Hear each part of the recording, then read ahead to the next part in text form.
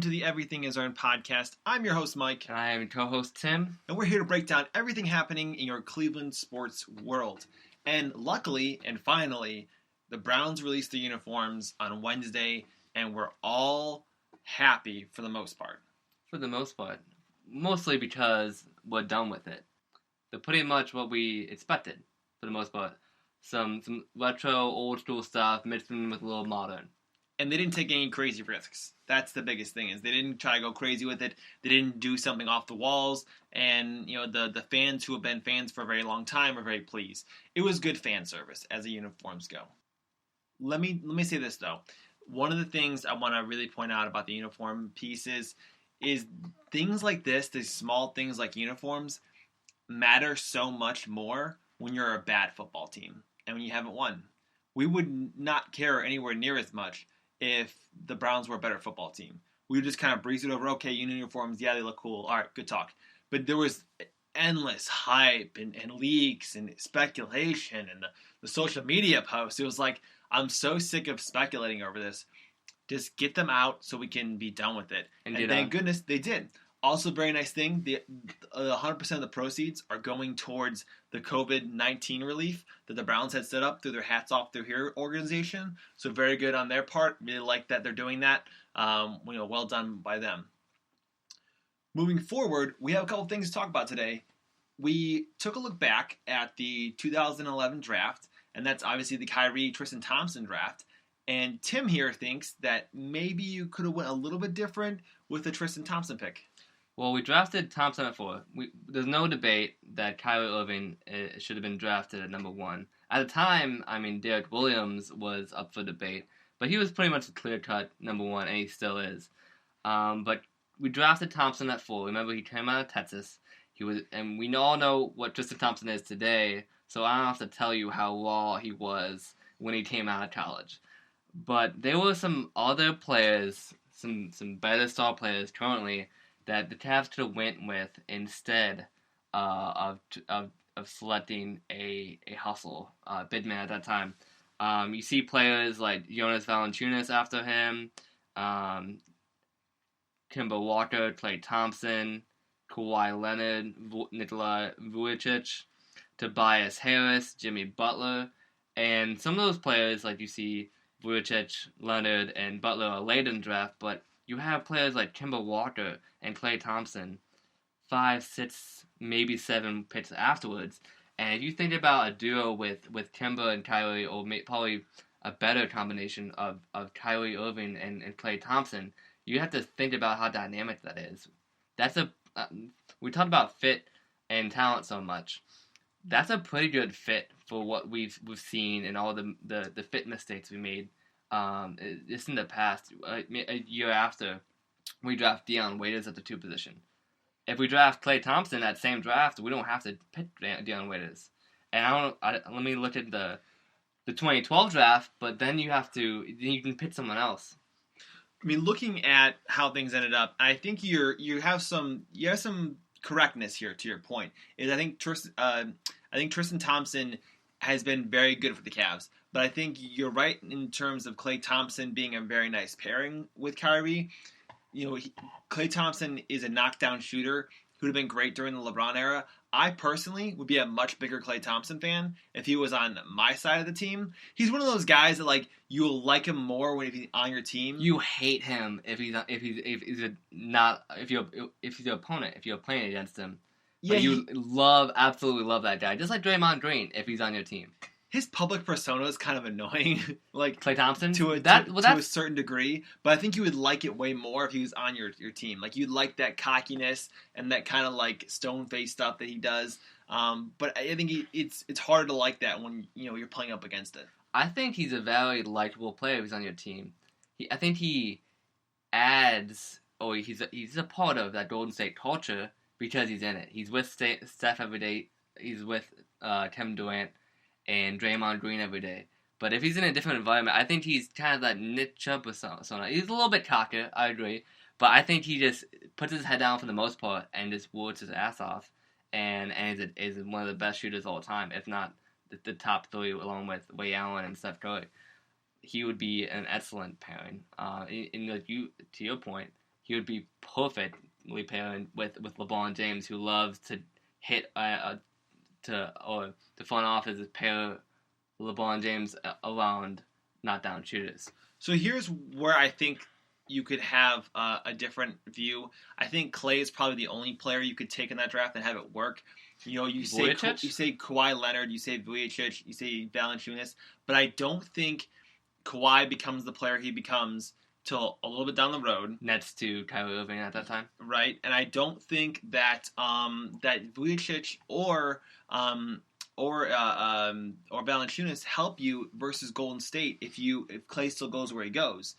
Lastly, don't forget the 60th pick in the draft was Isaiah Thomas. Okay, we're not doing solely off talent. I just wanted to make point of Isaiah Thomas being the last pick in the draft. Just real quick, because we all love Isaiah Thomas in our own special way. In our own special way. But looking into the following year, if we had selected Klay Thompson, Timber Walker, one of those guys, that frees up that fourth spot where you take Deion Waiters in 2012 for someone else like Harrison Barnes, Andre Drummond. Some of these guys don't really come on. Those two players would be a better option to solidify more the bid spot after you take care of those two guard spots back-to-back years or in the same year. Some of these guys don't really come on though for a while though. If you look at this draft, I mean, even Kimba took a couple seasons to come on strong. He was also Charlotte. playing on a bad Hornets team. You look at the Morris brothers; both of them have bounced around quite a bit. They were taken back to back by Phoenix and Houston. I wouldn't pick him over Thompson, either of those players. Look at Kawhi though. It took him almost 5 seasons to come on strong.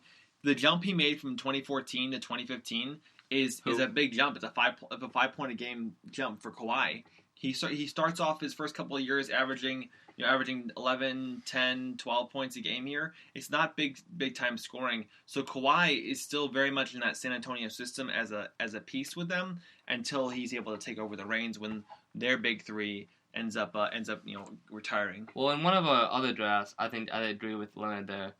We did cover other redrafts and cover a few episodes prior to this one, and I think that similar to Giannis thought that he'd be more of a defensive player and less of an offensive threat. Same with Kawhi Leonard here as Giannis. If they came into this system rather than the system they did where they had full reins of that team and was able to dominate the ball as the way they did. If you could develop Kawhi the same way San Antonio did, then you would say you take Kawhi. That's really because tough. He'd really help you. But on the same token, you look at Tristan Thompson, and Tristan Thompson is a player that really, really helped you during the Golden State series. Like, very much so. He's one of the only big men in the league at that time that can make those switches and be able to switch onto Klay or onto Curry and not be totally burnt. Well, as limited as Tristan Thompson is, he's still very valuable in what he does because he's a lead at what he does. The rebounding, the physicality he brings on both ends of the floor. But to your point with Kawhi Leonard, and if you have that same development, I don't think you can be anywhere, maybe near, kind of near the development he's had in San Antonio. But you have to remember that the Spurs have one of the best, if not the best, player development staffs in the NBA. Yeah, I mean, year after year, they get the most out of all their guys. They're way up there with, Denver is way up there with them. They've been developing players for the last 5-6 years very quietly. But San Antonio has been that staple for the last 20 years. They remind me a lot of like a New England Patriots, if you're going to make a crossover comparison.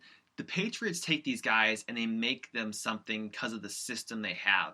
And just like San Antonio and Denver, they take these guys and make them, valuable because of the system they have. And it's a very team-oriented concept. And I don't know if you had that in Cleveland at the time the Kyrie draft was happening. That roster was still in very much in disarray and was still very much taking form. The other piece that I want to make about Tristan Thompson here is he's a role player and knows his role during this era. He's very much willing to be a side player in this championship. He definitely is. And to your point with San Antonio, and you made the crossover to the Patriots, is they take those role players who are limited in a lot of things, but are very quality at a few things, very specific things that fill the need of those teams. And they take those players that other people are like, oh, he's too limited. Oh, he's not versatile enough. And they fit perfectly, if not better, than those versatile guys because they're so specific. Because the skill set is so niche that it works in the system because it's so congruent, it's so consistent, and such a stable franchise and what they're going for around their stars, around their scheme. Yeah, so I like that comparison a lot. The other piece of the Tristan Thompson side of it is do you think that any of these other guys you would have taken over Tristan Thompson? There's two guys would have actually been able to take a back seat and played a role during those big series, or even develop the proper way because of the egos. I think Tristan Thompson understood where he was in terms of NBA talent and knew that he was going to have to play a role to be in the league in a long time. The ego aspect of it is a big part of it. You can say on all these players that get drafted by poor teams and they developed into the star or superstar talent that they are. I think the ego plays a huge aspect. Is if they get drafted into a quality team where they're asked a lesser role, do they ever develop that killer mentality? And with Thompson, I feel like he could alongside Kyrie Irving, because Kyrie Irving just brings that out. Either he calls you out and he asks you to step up in the moment and you do it, or you bat down and you kind of become that submissive kind of passive player and you kind of just become more kind of trail off. Now remember, Kyrie isn't known until LeBron gets there for being any kind of leader. He really isn't. He has a very kind of passive aggressive leadership style to him. That's what I was mentioning. And it's not something I think that most players would take a liking to. And then maybe Kawhi would fit well with him. I don't know, because you'll never know. But one of the things I want to compare to is when you try to put together a team to compete for a championship. In the NBA, roles matter so much. And I'm going to have a really hot take here. The Cavs' big three, LeBron, Kyrie, Love, were able to accomplish the goal of a title, where the Oklahoma City Thunder, when they had Westbrook, Durant, and Harden, 3 MVPs now, were not able to get a title due to the egos on that team. Well, they never accepted the role or bought into the role given by either the organization or the overall consensus of the players or the star players. And you had that in Cleveland. You said you had Kyrie and LeBron on the same. LeBron made this clear the entire time he was in Cleveland with Kyrie. Is you're on the same platform as me. I'm not above you. I'm not higher than you. It's me and you. And then you had Kevin Love was really the challenging aspect of it, who was the man in Minnesota, and he decided that it was in the team's best interest to take a back seat to both of them. That's why the championship was possible, because you were able to tame Kyrie's ego enough and have LeBron him pair up to make the run. And if they don't work together so harmoniously during that finals run there, you don't get that championship. I can try to put the Oklahoma City Thunder in that same situation and say, would they have accomplished the same thing had they been? We will say for giggles, they're in the East, they're down 3-1 versus the Warriors. I don't think they're able to do that, because you're gonna have to figure out, okay, who's taking what shot, who's upset about not getting shots. Are they able to do that over a 3-game stretch and pull it off? I just don't think you're able to do that with those three egos. The situation that happened in Cleveland was very unique. And the way they balanced egos, and the way David Griffin was able to be the master of constructing that roster and putting together the roles that complement LeBron, Kyrie, and Love all together was really, really well done.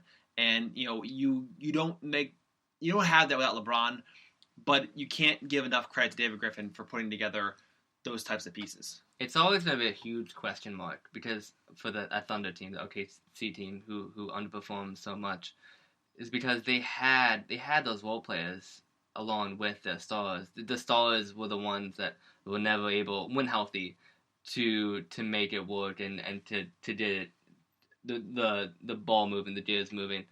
you had players like Ibaka and Steven Adams to complement those stars and to be very very efficient, very productive role players. But like you said, like who was the man who was upset about not getting shots? And I feel like the temperaments too between Harden, Westbrook, and Kevin Durant were all too different to mesh correctly to be able to deal with that adversity and to overcome and win one of those tough series. I think you look at the NBA and you look at stars, egos, guys who perform well and guys who perform well with others. I think there's guys in the league you can just identify that they'll probably never accomplish the goal of winning a championship just because they don't possess the innate teammate-like qualities to go win the championship. And I think you look back, and even now, you could probably say that James Harden is one of those players that doesn't quite had those capabilities of doing so. He's on one. He's definitely one of those players on my list where it's always gonna be a question. He's just an excellent player. He's a fantastic, one of the best regular season players of all time. But when it comes to the postseason, I guess in my opinion, Russell Westbrook, he's never gonna win a championship. Regardless of what conference he's in, you mentioned that mentioned that mentality. I don't think what he's gonna have unless he gets another piece along with it that takes him over the top, or maybe they shift their mentality a little bit. But he seems like there's one of the players that's gonna miss out during the course of his career. If Harden can pull off an epic playoff run and put his team into the finals, I'd be very curious to see how that plays out, because I think he's in a hard spot right now. He has the Clippers and he has the Lakers in the way.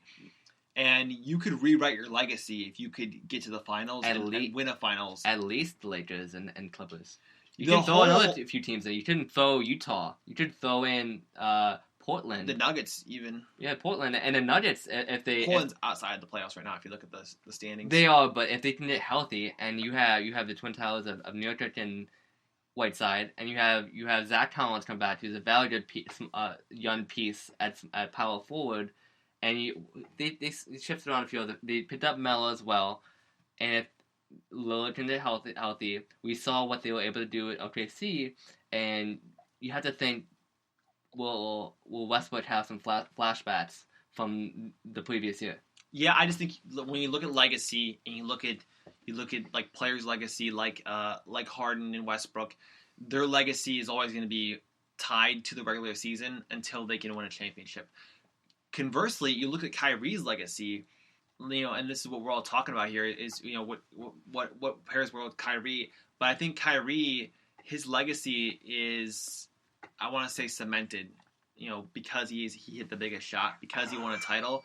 If he doesn't win that title, Kyrie's legacy is a whole different legacy. Look at what can you categorize Kyrie as?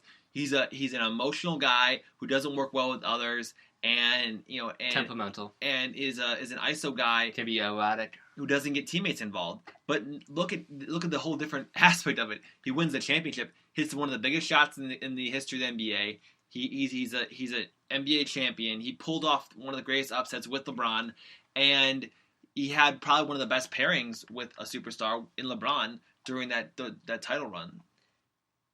He definitely he made his money. He's made his legacy so far in the playoffs. He's one of the greatest players of all time, in my opinion, because of his dominance and because of his performances in the playoffs. People wouldn't argue that, and that kind of comes into our next topic here in a few minutes. But he's definitely on the flip side of things with Harden and Westbrook. His legacy, I agree with you, will be always tied to the playoffs because his dominance. And I think Westbrook's and Harden's game, their style of play, don't fit the playoffs. They're meant to be during the regular season, and that's why I feel like the stats and the productivity or efficiency drops off in the playoffs, because the whistles get shorter and fewer in between, and it's a little tighter, it's a little nippier, and I don't think their game exactly caters to that playoff sport in any of them. I just think Westbrook and Harden are currently stuck in the stigma of being highlight players and stat chasers, and that's their stigma until they change it. I think they both know that too. I think the last few years here, they've been trying to debunk it, and they try to make it more serious and turn their focus more to that playoff, to the championship. I just think it's still the mentality is still in the playoffs until either that, or it's the rest of the team, or it's the coaching staff, or it's the front office, or it's a combination of all of it. But it seems they're stuck in that in between spot, like a spot or two below, right above that Atlanta or Indiana team. They're just kind of in limbo. If you don't win with this weird small ball lineup, I wouldn't be surprised if they blow it up in Houston. Okay, so moving on to the next topic here, let's talk about duos here. So recently, with all the reruns of the Cavs championships, and Dwayne Wade being in the news for his dunk contest antics, the discussion has been brought about is who is a better duo? Who was the better duo? Who's the better duo? LeBron James and Dwayne Wade, or LeBron James and Kyrie Irving? And I would very much argue that Kyrie and LeBron would be the better duo. Well, if you look at it on paper, Wade and LeBron had 4 years, right? They had 2010 to 2014. And then Kyrie and LeBron had 3 years. For Miami, that resulted in 2 championships. For Cleveland, that resulted in 1. So if you go by championships alone, which we, as Cleveland fans, we don't like to do this in many regards, but regarding the GOAT speech and all that stuff with LeBron, you want to put in other factors. Right. I'm there with you, and I think when you look at it, rings aren't the only factor. If I'm going to take a duo, I really like Kyrie and LeBron because I think both are bucket getters. Like, you need a bucket, you can count on both of them. And not to say Dwayne Wade can't get you a bucket, but I think Wade's prime, when he was in his prime, he was very much a slasher, a fast break runner, a guy who's going to beat you up with his aggressive drives. He's not necessarily a player that's going to sit one-on-one ISO and lull you to sleep with the dribble. All of his game was inside the mid-range. Mid-range and inside. But you have to remember that era, the 3-point shot hadn't become as potent, as evident as it is today. But if we look at just duos, we don't put the trios involved, we don't get Bosh or we don't get Love involved, I'd have to agree with you that Kyrie and LeBron are the better duos. If we talked about where Kyrie is and where Wade is, all-time list on point guards and shooting guards, you'd probably have Kyrie Irving lower on the point guard list than you would have Dwayne Wade on the all-time shooting guard list, probably. You have a lot of people who firmly believe that Dwayne Wade is the top 3 shooting guard of all time. But if I think about player, I'd have to take Kyrie Irving over on the all-time list, which would match up to the all-time point guard or all-time shooting guard rankings. I think this goes back to looking at the Cavs rosters, looking at those 15, 16, 17 Cavs. I think you have to say, like, those 3 teams were so potent, and some of the best rosters ever assembled on an NBA team. And they were really, really, really, really good. And the only reason they didn't end up with 3 championships is because the wildness of injuries and the wildness of the Golden State constructing this insane shooting nuts roster that they came up with. That's never been created before. Yeah. They added a MVP, literally the second best player in the NBA, to the best historic team ever created. 73-9. That beats the 72-10 Bulls with MJ and Pippen, and you have 3 MVPs, caliber players. I believe Klay Thompson is that player. Will he ever get the chance? Probably not, because he's always going to be in Golden State. He'll never be an MVP because Thompson can't create his own shot. I said caliber. He has no dribbles. I don't think so. MVP caliber. No, I think he not. is. I absolutely think he is. Not. Well, he's a very good player, but he's not an MVP caliber player. He's never needed to dribble in the Golden State system. That doesn't mean he's MVP caliber. Like, he can't do a Harden, walk away, and end up being like the lead of another team. He can drop 35 a night. He could, but not like. And if Harden, not if he doesn't have someone help create. Hold on, did James Harden win MVP? Yeah, because he can fill it up. But he can create though. That's we don't know. a different discussion. We don't No, know. we if, know. If We Klay know Thompson we can't. Can create it all. We know we can't. He's never been asked. Watch the film. He can't. He's never been asked once in the system. You have Draymond Green, who's a point forward, and you have Stephen Curry running your offense on a nightly basis. We know he can't dribble. You've watched the film. Don't try to make something that is not there. You know he can't dribble. He's not a shot creator. That's a problem. You have to have someone help create for him. He can shoot hand in the face. He can run off screens. He can do all that. But he cannot create his own jump shot. When I talked about MVP caliber, I mentioned in the MVP list that like the NBA puts out like top 9 or whatever MVP candidates. Remember, Isaiah Thomas was on that list. Oh please, Isaiah Thomas is not an MVP. Yeah, exactly. So I'm saying if he can make the list for most valuable player, because we've lost the meaning of most valuable. But in terms of the NBA, he's on the MVP caliber list. Klay Thompson. I disagree, but that's okay. I just don't think that. I think if you're gonna say the list is degraded, you can't lower your expectations to. Well, I put it on the. Okay, I put his MVP caliber title on the poor list. Okay. I put it in that metric, in that cube. Okay, so going back to the discussion we're having here about the duos, I think that Kyrie and LeBron are two of the best bucket getters of all time. Like if you make a list of the top 15, top 20 guys that can go out there and get you a bucket when you need one, I think you have to have both those guys very highly ranked. LeBron's probably your number 1 ranked guy. He's just a scoring machine. But I think you have to look at that aspect of it. Who's going to get you a bucket? Who's going to score? And in playoffs, it's all about matchups, all about ability to get a bucket when you need one. I think that duo is so dang good together. Well, that Cavs team in 2015, 2017, people forget how offensively dominant they were. We weren't a great defensive team, or at least in the regular season, because we didn't try, because we knew we could blow out teams and destroy teams on offense alone. It's okay, you can defend us, but are you going to score more points than us? Can you score more points than us? We can do this all day. You can score points, but we're going to score more points than you. Yeah, and at the end of the day, you're absolutely right there. They were willing to give up some shots. 100, 110, 15 points, because we can drop 130. Yeah, maybe not that high.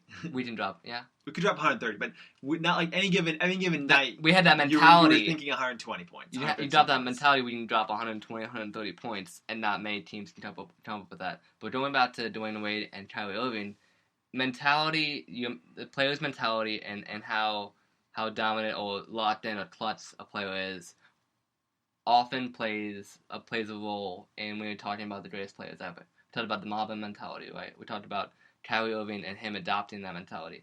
Do you think Kyrie Irving has a stronger or more potent superstar mentality than Dwayne Wade? Because I believe he does. I think you're right about that. I think what we look at when you look at the different players, Dwayne Wade's got a better legacy as of right now, just because he's done more and he's done more with others. And you give that a negative grading for Kyrie.